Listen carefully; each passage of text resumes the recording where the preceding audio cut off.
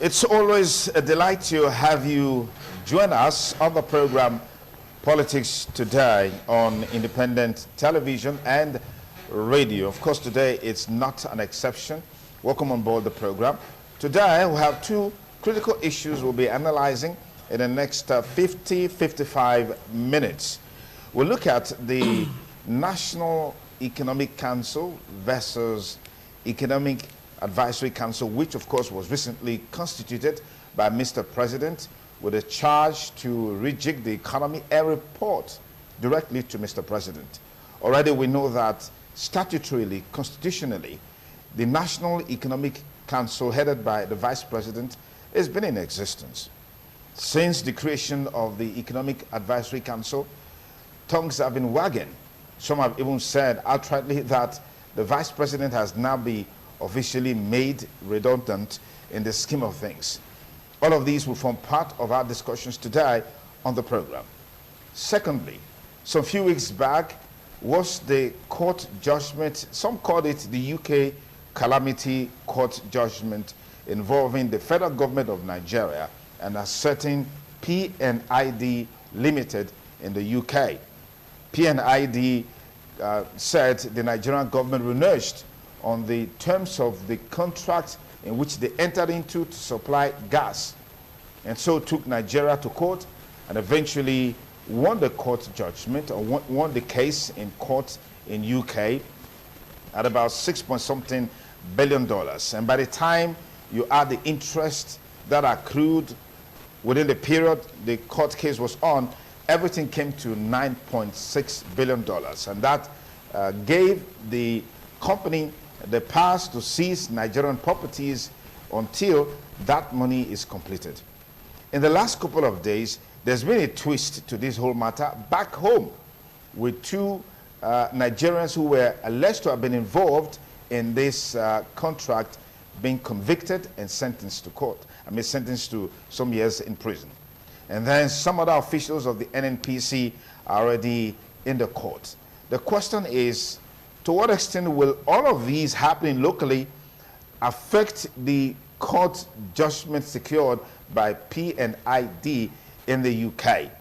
These and lots more will dominate our discussions today, but first, let's quickly meet our panelists. Let me thank Christopher Ojekere, is a civil society activist, a public commentator.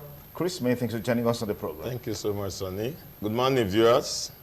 I also want to welcome Harrison Izeko, is a member of Oredo Legislative Arm and also a public affairs commentator. Thank you for keeping a date with us. Thank you very much. Thank you, viewers, for having me.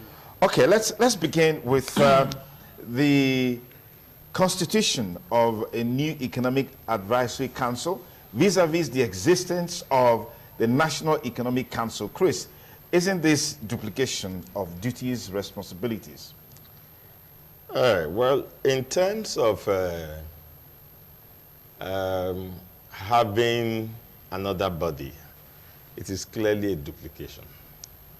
It is duplication because the functions of the Economic Advisory Council, if you look at their terms of reference, their mandate, it is exactly the same terms of reference as that of the Economic Council. Now, what I think is the reason why the president set that up is that if you examine the statutory body headed by the vice president, the composition of that body is the president and the governors of the states, okay, and the central bank governor. They are to advise the president on economic affairs that concern the federation. They are to advise the president on ways to find coordinations, okay, for economic policies as it refers to the different governments of the country.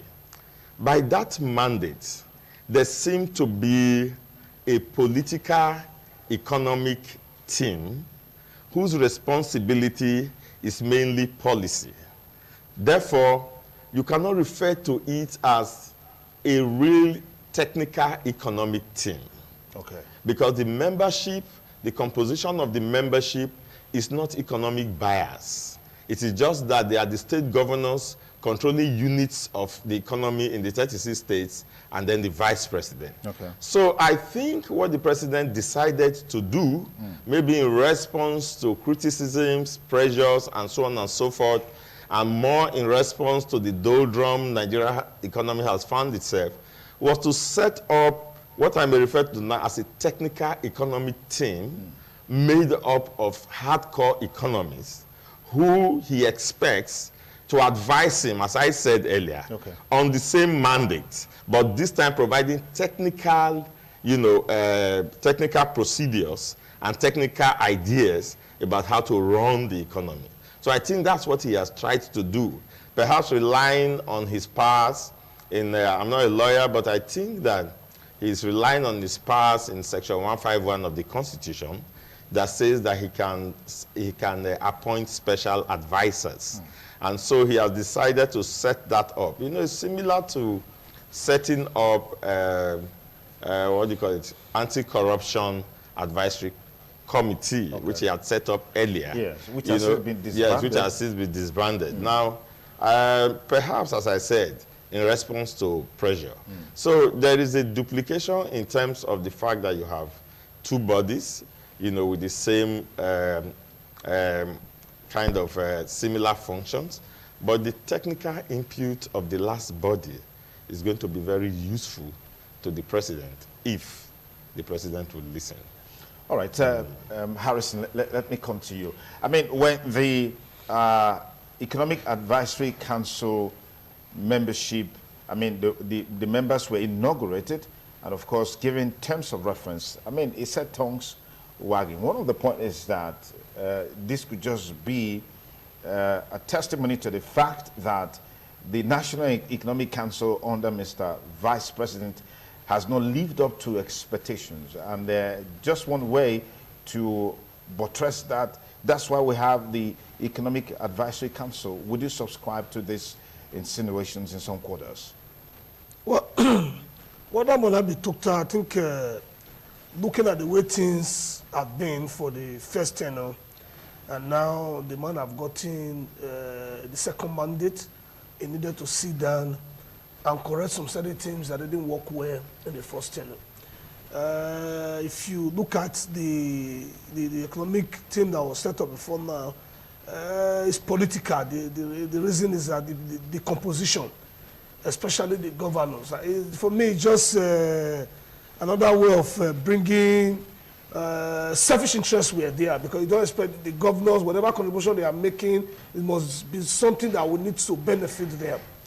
And for them, it is where their state will get benefit and all that.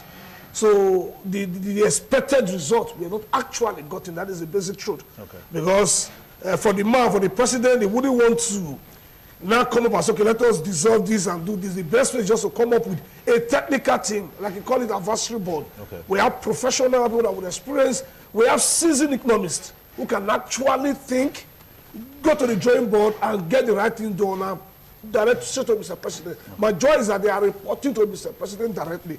That doesn't stop the one being headed by the Vice President not to do whatever they need to do there. Everything will stop at the bus stop of Mr. President. But for now, for the party to be able to deliver, for him to be able to do the needful, because the country have not actually felt well the way it's supposed to be. There are so many issues. We have issue of power, insecurity, just name it. And it needed to come up with people who actually understand what it takes. We have clamored over the years that a round peg should be put in a round hole. Bringing governors together, some of them who study religious study, in the name of being a governor, to now begin to advise you. At the end of the day, you will not get the right information, what you're supposed to get. Okay. The vice president is not an economist, he's a lawyer. So I think what he has done now is a step in the right direction. If and only most of these things will come into fruition. And I also said that the one headed by the vice president, there is no big issue. What is important is that let them also come up with their blueprint, and everything stop at the table of the president, and the president will implement. You know, politics is everywhere. Yeah. Wherever decision you make, people will politicize it. If you have also come and say, okay, you want to dissolve the former one and people begin to tell you, he have won now, he's not fighting the West and all that. So it's been diplomatic, he just wanted to get it right, and they have to do what they have done. And for me, I'm in support with him because I believe in the change agenda that we have talked about over the years, that should come to fruition. People begin to see some action and see things different from the way it was done in the first tenure. At the level the party have found themselves now, the president, you can no longer give excuse. Nobody will listen again. So what you need to do now is for people to see the action. People to see what you said that you were going to do, that you couldn't do in your first tenure because of limitation. Now that you have come back, let us begin to see things going. And you have to hit the ground running. By doing this, we believe that in the next few months, we'll begin to see some drastic change in our economic revolution. Chris, is this not self-indictment on Mr. President in terms of living up to the expectations of the average Nigerian, against the background that this has been a major talking point, but we have people in government at every point in time denying this, that they are living up to the expectations of Nigerians? By virtue of this new Economic Advisory Council, has Mr. President not admitted to what Nigerians have been saying? It is difficult to know why it took the president so long to make that admittance. That is what is difficult. That is an admittance is taken for granted. Why it took him so long to make that admittance, it was difficult to know. Now, from the word go, it was clear from his first tenure that the president was no longer in grips with modern society and modern economics. It was also clear that having stayed away from power for about 33 years, the man did not know the modern dynamics of modern nation building and state building, especially economically. So it would have been the most natural thing on earth, and so many people said it. I said it to my wife in my own bedroom, especially after he has set up that advisory council on anti-corruption, that the next thing this man should do now is to set up an economic advisory council. Reason being that we had a nation, or we have a nation, that has defied all economic theories in the world. We have a nation that is filled with energy and resources and is bubbling in all directions. Nobody to coordinate this energy into a synergistic economic, structure for us.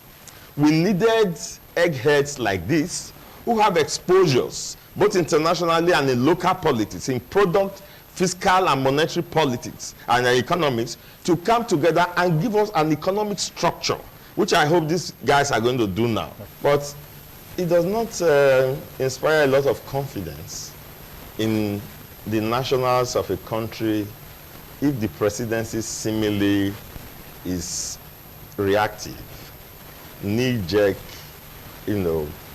spurious decisions. We want to see a coordinated, structured president who has vision and plan for the country, and then he's building a team that is going to use to realize that vision and plan. So that we're setting up an economic advisory council at the second tenure after 4 years. It's totally self-indictory. I had expected that people like this should have come on board. And in any case, these men had not hidden their desire to help out. Soludo, I remember, Bismarck Rewani is always there. So they have always been there. They've always been available. They're in public space. We didn't go and fetch them from hidden universities, campuses in America and in Europe. They are public figures. They've always been there. They've contributed by writings, journals, and all of that. And everybody knows them. Okay. So why did it take so long to bring them together? Well, as they say, it's better late than never. Yeah, but we answer to your question. Yeah. It's an indictment on the administration, and we are hoping that it is also a self-corrective measure. Okay. Let us hope that it is so. All right, Harrison, there's this consensus of opinion that in Nigeria, the problem has never always been the policy or the programs. It's always been the political will to take a decision in terms of implementing these policies. What do you make of that with this new Economic Advisory Council? After all, I'm very sure that the statutory National Economic Council would have been giving advices to Mr. President, who is also a member of that council. And maybe those policy advice, they've not been taken seriously in terms of implementation. What is the guarantee in terms of implementation of the advice that will be coming from this new council? Well, it's really an issue. And I believe that what we have before now was a group of persons, including the president. Like I said before, it was a political group, it was a political team.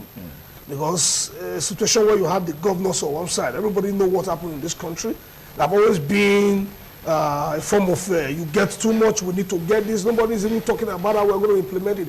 What was going on there was actually how the sharing formula will go, and the way it is. But from now, what we have seen, professionals are put together. It's not late at all. But what we should begin to look at is that, first of all, we are going to work on the institution in this country. The problem we have had over the years is that we have weak institutions. Even when the policies are there, even when the political will is there to say, let's do this thing, the way I have the institution to chico it down to the letter, those are the issues. All institutions in this country over the years have been so bastardized by people who do not mean well in this country. And I think they need to do a holistic job in every sector in this country. And most of this thing, when it comes to reality, it is the public domain. I think the president will have no option not to implement. For this time around, the man is looking for people that will help him out of the present situation of financial in this country. So therefore, if these people within the next few months will begin to see some public policies that can redirect this country, I'm assuring you the president will implement. No matter the political will, no matter the sector which they want to go in, we know there's going to be people, so people will fight back. Yeah. Because in every sector in this country, there are cabals that own these areas. People have taken it as a personal business. This is where they make their money from. Anything you want to do in that area to make the country work, they will begin to fight back. They will go through different means. They are in the judiciary, they are in the military, they are in the police, they are everywhere. And that is why I feel that it is difficult to actually drive a policy in this nation. Because why? Some people have taken the judge as their own personal estate. And in reaching out, we must begin to identify some of these persons and see how they can be trusted. Some other person will say, if this person can be dealt with, let us begin to pull ourselves out of this thing. Even our own local client, where we find ourselves, you find out that you just look at that these people, they are so powerful. Up to the security mechanisms, they are so powerful. They can make a system not to work. I'm telling you, some years ago, I did a job in Igwebe. And I was looking for my file for almost 2 months. I couldn't find a file. There were just 20,000 within 3 days. The file, somebody brought out the file. So that means you gave bribe. My boss came in, we went everywhere, it's okay. Somebody said they will look for the file. They should give them money for the file. They have to give them 20. Within 3 days, the file was found. And these are people you don't even, when you are coming, you don't even greet them. Because you feel they are not important in the institution. Yes. So you feel that everywhere in this country, people have a way of creating their own circle where they benefit. But the public look at the political class. No, we must go back indoor. And until the political will come for us to fix all these areas, we must still begin to work in the same cycle. But with this second tenure, like I said, there is no excuse. Okay. There is no room for complaint. One want to see it is direct implementation, and we begin to see it on the line of the average Nigerian, that things have begun to change. Thank God for the persons that have been put together. And I believe that in no distant time, we'll begin to see a very drastic change. And I know that Mr. President will implement without any doubt. If you just join us, it's still Politics Today on independent television and radio. Dr. Pedro Obaseki will be joining us in a moment after this break. Don't go away.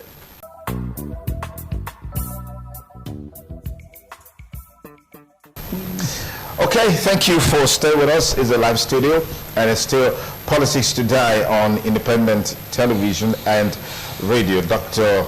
Pedro Obaseki is joining us now. Dr. Pedro, many thanks for coming on the program. Oh, Sonny, thank you very much. Okay, but I'll come to you in a bit, but let me get Chris to respond to the issue of weak institutions that we have.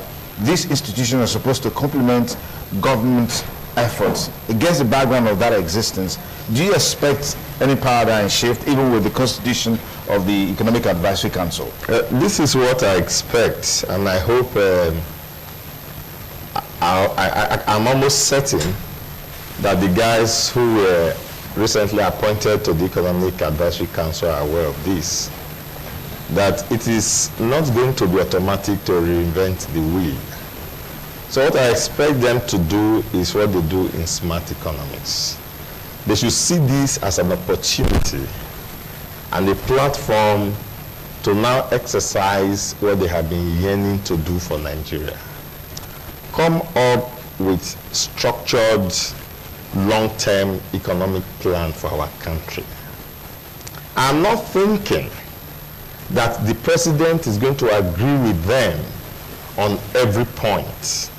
In fact, I don't know how many points he's likely to agree with them on, because the president's economic philosophy, which is that of, protectionist economic ideas, is very opposite and contrary to the economic philosophies of these men. These are what you may refer to as social capitalists who believe an dynamics of both internal and foreign relations in economic policies. Okay. Now, they are going to come up with all of these ideas, and I don't know how much of it the president is going to understand. So, but what they could do for us as a nation, which is why you see that there is euphoria over their composition, is that they have an opportunity to come up with a blueprint, an economic blueprint, 50, 100 years down the line, that will take in every sector. My greatest problem with the Nigerian economy, I have always said it, is that we have no structural definition. Anybody who is pretending to do any structural analysis to our economy is doing that based on the sector he's exposed to. 75% of Nigerian economy, as far as I'm concerned, is in the informal sector. It's not captured in all those big books in economics. So we are looking for people who can marry this informal sector with the formal sector. And they will be able to come up with a structured economic blueprint for Nigeria. Yes. If the president does not implement, the blueprint will be there for the next president to implement. Because I feel sure that after this, we are not going to have it this bad anymore in terms of the understanding and capacity and competence of the person who is going to manage our economic affairs from the top. So I do not see the institution changing drastically, not with the light of the kind of things we are seeing going on right now, and the kind of entrenched, what do you call it, interest around the president. The president doesn't think that there's anything wrong at all with, and which every Nigerian knows that there's everything wrong. So I don't see a drastic change. All right, let me bring Dr. Pedro in here. I just want to take an excerpt from the terms of reference given to the new Economic Advisory Council. Is expected to advise the president on fiscal analysis, economic growth, and a range of internal and global economic issues, working with the relevant cabinet members and heads of monetary and fiscal agencies. The EAC will have monthly technical sessions as well as scheduled quarterly meetings with the president. Now, we know that in Nigeria, there are a lot of intra-agency and inter-agency squabbles where, ministries don't share information and stuff like that. Recently, we understand there are plans to increase VAT. I don't know the level of consultations and discussions reached before that decision was taken. We also heard the CBN saying if you make a deposit of a certain amount of money, you'll be charged. If you withdraw a certain amount of money, you'll be charged. The House of Representatives came and asked the CBN to suspend that until further consultations. So what do you make of all of these in view of the new Economic Advisory Council? Sometimes some of us are a little weary to even comment because we do not know what actually led to what is originating reasons for this. First, outside of that very long terms of reference, which has no vertebrae, actually, you begin to wonder who is advising Mr. President. Number one, people are asking, there's the NEC, now there is an Economic Advisory Council. If it is so important to bring those persons on board, why don't you infuse them into a statutory body that is known to law, rather than duplicitous, or rather than creating a duplicity of functions?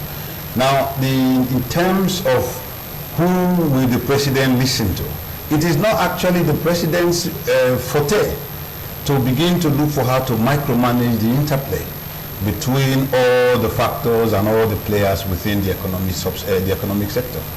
This is what keeps everybody together. When you were off air, he actually said something I wanted to mention, that we all buy in that same market. I don't think the president was properly advised, except we are hearing the voice of Jacob and the hand of Esau. We are not unaware that there is some very deep, maybe sinister power play that is taking place in the presidency. All is not well with the presidency. So by the time you find out that the statutory body, which the vice president is meant to superintend over, is now being shortchanged. That's what the entire thing you read now is akin to the role of the National Economic Council. So I don't think there is anything that will suddenly take us out of the woods. Number two, we cannot legislate away the past of the president. Mr. President has shown a very deep, almost anemic understanding, or lack of understanding, sorry, of the economics of this country. You come up with policies that more or less might, even with your body language, throw up all forms of habinjas. And I think that is where we have a problem. You say if we have, in that statement you made now, there will be monthly technical sessions, and then there will be quarterly physical briefings of Mr. President. Yes. You see, now that is the role of the National Economic Council. And so as the president will not micromanage the process, he is to macro manage the process by having direct reports from Mr. Vice President. So if that is taken out of the way, what we are seeing, I will say it again, a deeper power play that almost seems to castrate Mr. Vice President in all this. So, but I pray that, he mentioned something earlier, that the composition of the council shows that we are looking at men who, he said they are social capitalists. I would say many of them are actually unrepentant capitalists. And for someone like Mr. President, who seems to be more welfarist, almost near a feudal socialist, we are going to have a huge problem. Now, down the last thing you mentioned was the sudden unconsulted increase in the value-added tax. Why, on the same day that was being announced, that was the same day the American Federal Reserve Bank, that is the Central Bank of America, was cutting interest rates to close to 0%. In fact, President Trump was saying, take out all the interest so as to grow the economy. Nigeria is doing something that is diametrically opposite. So even it means that we have a national economic global economic interplay. And that is a problem. It's a huge problem. You are telling a poor person 500,000 naira, for God's sakes, is just $1,300. And you are charging 3%. That is, for Nigerians, you understand that this is the greatest news, to kill the common man. Now you are saying that a company must let go of what? 5% if they deposit more than 3 million, which means for every 3 million naira that you deposit, for every 10 million naira that you deposit, you will lose 500,000 of your business worth or transaction. to the bank. It has never been done anywhere. Now, if you look, well, how does that affect everybody? It's very, very simple. We want to go cashless. That is the policy. That's the drive. That's Okay. the drive. Yeah, okay. But however, you have even vetted the withdrawal charge off on the cashlessness. So when you do that, they will take between 52 naira 50 kobo to 70 naira 50 kobo for just using their equipment. And then they also now tax you by doing a commission on turnover, a COT. So where are we heading? So how will that now make me want to put my money in the bank? He talked about the marriage of formal and informal sector. Yes. What this has done is to grow the informal sector. So that if Pedro has 10 million naira, I will find a place and borrow it in the back of my house. Rather than go and lose, if I have 10 million, I will now lose half a million every time I transact business, if it is official, if it is a company, or even more if it is private.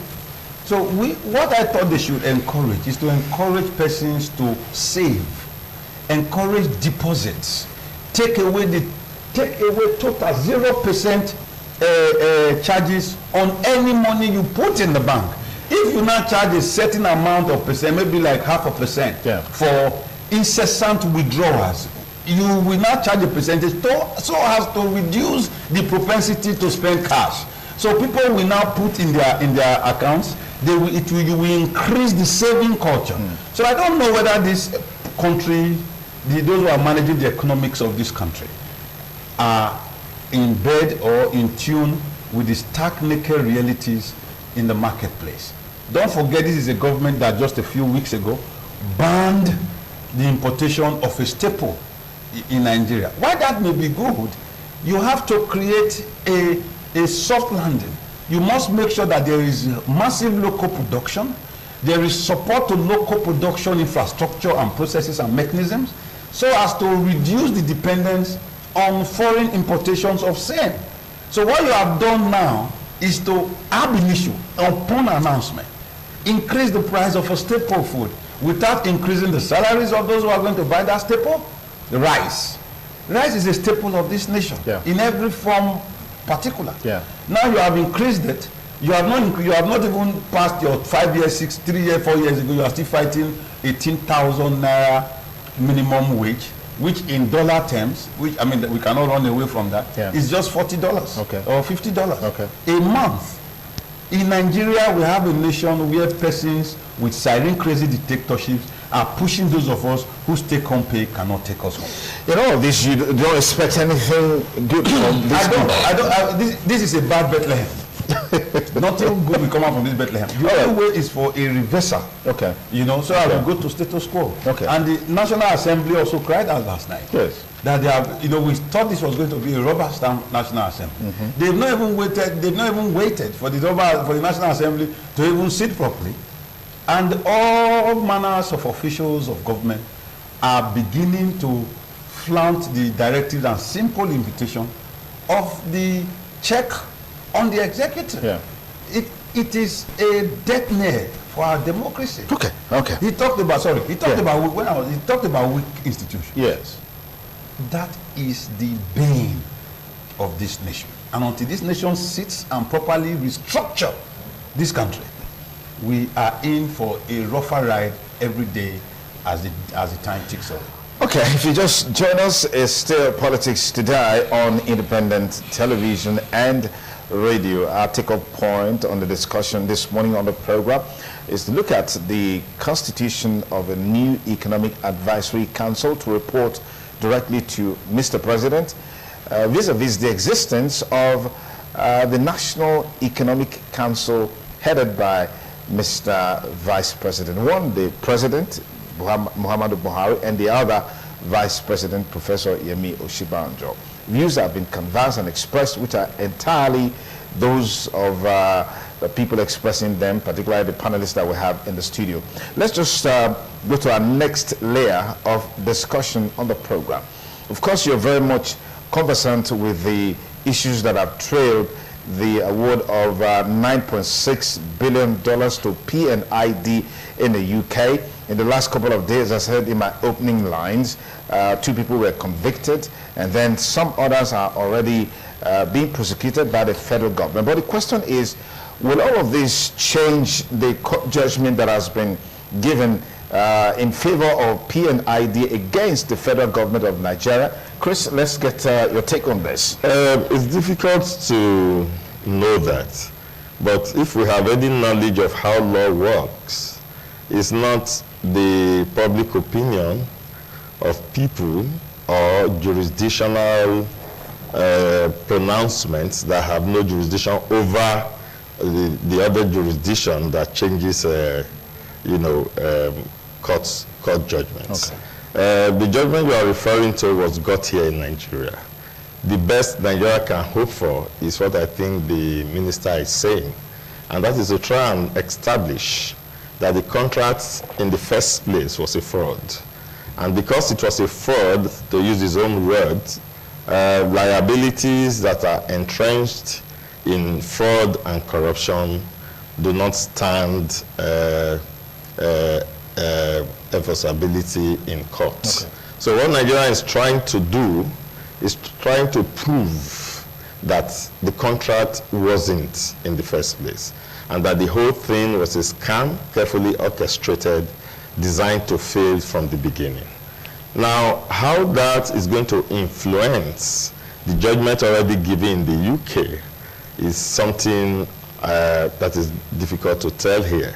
But it is good, in my opinion, that Nigeria register very strongly their opinions and their position that that PID contract was a scam.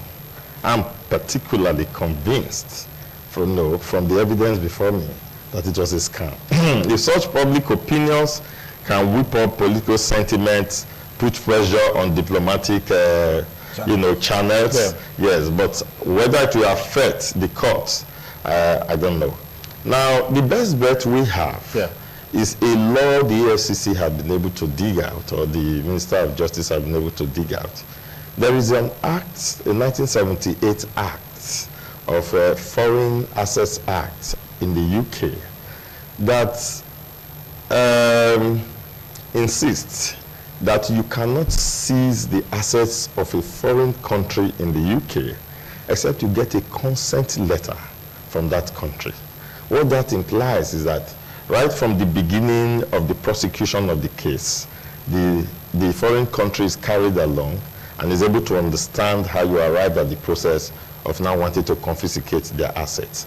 Now, that law says until that letter is transmitted by the host country, by the foreign country, you cannot seize the asset in the UK. So there must be a willingness from the country, to submit to the seizing of the asset before you can seize. So I think those are the straws Nigeria will be able to hang on to. As for whether the Abuja court's decision is going to affect the law, it's difficult to say that now. All right, Harrison, what are your thoughts on this case? Well, it's so funny because in the first case, how did we get here? A contract that was entered into in 2010, and the people, even the company himself, from what the minister have said, that from the beginning, it was arranged, it was a fraud. It was actually for them to siphon Nigerian resources. Some people are already been arrested and all that. The question is this: why do we wait until the judgment before we now begin to run? It's still better than the weak institution we talk about. Our judicial system, government is continuous.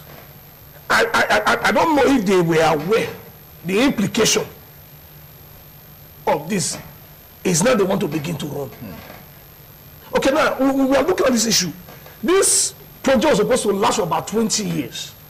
The question is, the PNE company, how much did they invest into this business? The contract, yeah. They now made the court to not tell us that we need to give them 6.something billion with the interest and all that, about 9.something billion. How much do they invest? which court, which bank do the money go through? These are so many issues we need to ask. But because Nigeria as a country, we are not interested, and they allow them to pass all this process and allow them to get judgment, is now, we are now trying to run here and there. Yes, what we are doing now, to also see those persons who were involved.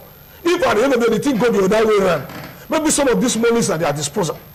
By the time you recover from them, you don't think of what to do if they actually, if the company already saved through. Because the way it is now, well, I think they can appeal, but you have to come with facts that actually that contract was a fraud. And if the court was, because all this were not part of the judgment of the court before now. Yeah. So we need to come back and actually look at this country. How this country will actually work. The institution, people just sit there. We have too many presidents in different corners. People sit down on their own, they decide what they want to do without even getting across to the center. Yes. I have seen a police officer on the road telling a fellow Nigerian that if you not go tell you one thing, nobody can do me anything. It's on the end of another country. You give people position, they become God. And you don't even look at the implication of what they are doing. You can imagine this money we are talking about. If you convert it to naira, it's about 3% trillion. Yes. And that is almost 20% of our foreign reserve. You know what that will do to this country if we actually, they have their way. And they call the UK, they also see Nigeria as a place where people come and put it up. So they they allow the judgment to just go that way. I don't think there's any reasonable person will do that, will be doing that to a country with that kind of amount of money. But all the same, what we are saying is that we still have a chance. Okay. They need to not sit down, put their heads together to see how they can actually address this issue technically. That is the only way we can hit our chest. For what they are doing locally now, yes, it might not affect them, but they will come there with facts. To not first of all come up with the fact that yes, this thing was actually a scam, and you are going there with this fact that this is how this company actually went through. Like I said before, how much did they invest? How did the money enter the country? Which bank? By the time we get all these facts together, we also know that the company themselves will also come to defraud us. Okay. Maybe at that level we'll have something to... Let me get Dr. Pedro in here quickly before we open our studio line. I mean, this looks like bringing to the fore the level of graft in the oil and gas industry consistently over the years. I think God will save Nigeria. You see, two of them have actually said almost everything. But what I just want to point out, a matter of law, is first and foremost, Nigeria is being reactive rather than being proactive. So if there was no originating court judgment in favor of P&ID, Nigeria would not have been digging up all this. Now, in a dangerous thing is this, as a lawyer, the first thing is they will look at precedents. Then you will look at the tenor of this contract. It's a 20-year tenor. And almost 10 years, half its lifespan has already gone by. And you did not see anything wrong in the process thus far. Power is not given, power is taken. And power on challenge is legitimate. You have, by default, legitimized this process. Now it is now the onus lie on Nigeria, not on P&ID, to prove the scamness, the level of graft involved in the negotiation, award, and even prosecution, because they prosecuted some level. Now, in terms of the UK being the UK have never loved this country. You know, as a student of history, we found out that everything that is wrong about this country today is architected by the United Kingdom of Great Britain and Northern Ireland. So the continued fleecing of our Commonwealth will continue unless we do something drastic. You know, he said, he's talking about institution. No institution that is structured on fault lines will ever stand. So I believe that until we need all these big problems for us to understand the enormity of the mess we are in as a country. Nigeria seems continuously not to be a nation. We are just a country, a geographical space governed, sorry, I'm on air, but by Syrian brigands. So now what we are finding is they are now taking people, you know, those are just small people. The ones they've convicted now. The ones convicted and the ones they are arrested, the ones they are pursuing. It does not address the core issue. The core issue is institutional. If there are institutional frameworks that must be followed in terms of due process or due processes, we will not even have this lacuna that these people are exploiting to fleece the country. So I think this should teach us. There are others before this, and that's the sad. The sad point. 052-290-573. That's the studio number. Dial it. Tell us your name, where you're calling from, and then go ahead and make your contributions. Please remember to be civil and avoid casting aspersion on anyone, both those in the studio here and those outside the studio. We have you live on Politics Today. Tell us your name and where you're calling from. Good morning. Yes, Bishop Bisso, you're live on the program. Go ahead, Bishop Bisso. Okay, go ahead.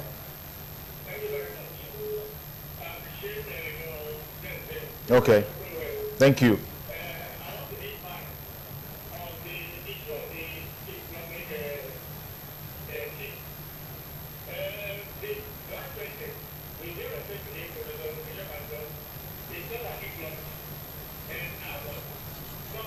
The lawyer. Those are business ladies.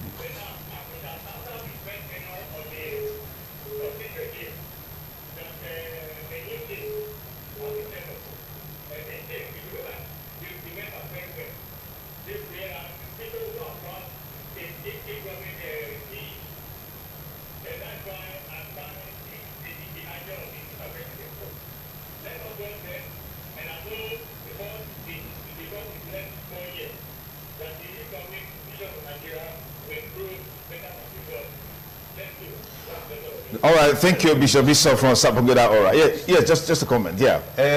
Omiome, don't mistake what is going down. No, it's not what is happening is very simple. Bishop, one, the vice president by the constitution is statutorily given the responsibility to head the National Economic Council. What we are advocating is not whether it is right to create more members or bring in more people. It is that in a structured environment, instead of having an economic advisory council, those persons could have been appointed into the National Economic Council with the vice president still holding his statutory, it is his statutory constitutionally provided function. That is where the problem is. It's not. It doesn't. How will I put it? The nomenclature is what is being tampered with now, not the personnel that has been put into those councils. I just said, let me just let him know that so that we don't. We are not impugning on whether the. Okay, we'll have our next caller now. Hello, caller. Good morning. Yeah, good morning. Yeah. Tell us your name and where you're calling from. This is Dicky. I'm calling from Morocco in Nanga East. Please go ahead. I greet your guest here in the studio. Thank you. I want to speak briefly on the new Economics Advisory Committee Council. Please go ahead. And I am happy with this development after 100 days of PMB in office. And this is a welcome development. The only area and the only thing we are taking is if they are not stigmatized. Because in various departments of this country, we buy the idea by wrong imitation. And wrong imitation always brings problem to our governance. And on this case now, if this are given the chance to know accordingly, because in the educational sector, according to Honorable Harris' record here, education is dilapidating from the university level down to the secondary school level. Myself speaking now, my secondary school, my dean Yanoko, is falling, and education has been slapped here in my community. And we have been shouting, we have been looking for aid. If this government that has been inaugurated now from Abuja, from the federal level down to the state, if they can work effectively with the masses, with the populace will be happy. Thank you, God bless you. Thank you, Deacon Asemota, for your contributions. We'll take another call, and that will be it. Hello, caller. Good morning. Good morning. Please turn. Having a challenge with that call. Hello, caller. Good morning. Hello. Good morning. Good morning. Hello, caller. Good morning. Hello, good morning. Tell us your name and where you're calling from. Your lines are obviously jammed. Everybody's calling on the same time. Hello, caller. Good morning. Good morning, Mr. Chadwick. Yeah. Okay, Chadwick, please go ahead.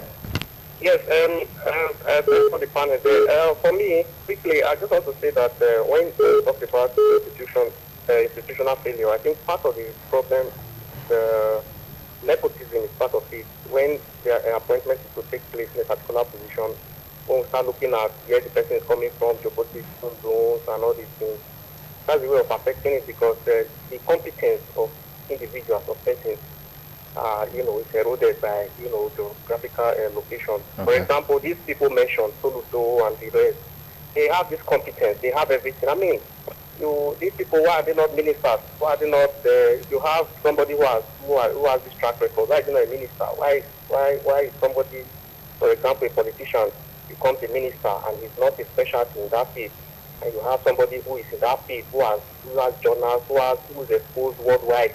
Okay. Bringing that experience to this country. So that's the problem. I think that's why our institutions are not working. Thank you very much. Thank you so much. All right, a very, very big question that just came from my last caller, which is that rather than make these guys members of an economic advisory council, what stops us from giving such people the statutory responsibility, direct responsibilities to manage these key aspects of governance and economy and development, and see what they can bring on board? Well, that's the much we have today on the program Politics Today on Independent Television and Radio. Big thanks to Dr. Pedro and Harrison. Many thanks. Thank you. Chris, we thank you as well. Thank you so much. Have a great weekend and bye for now.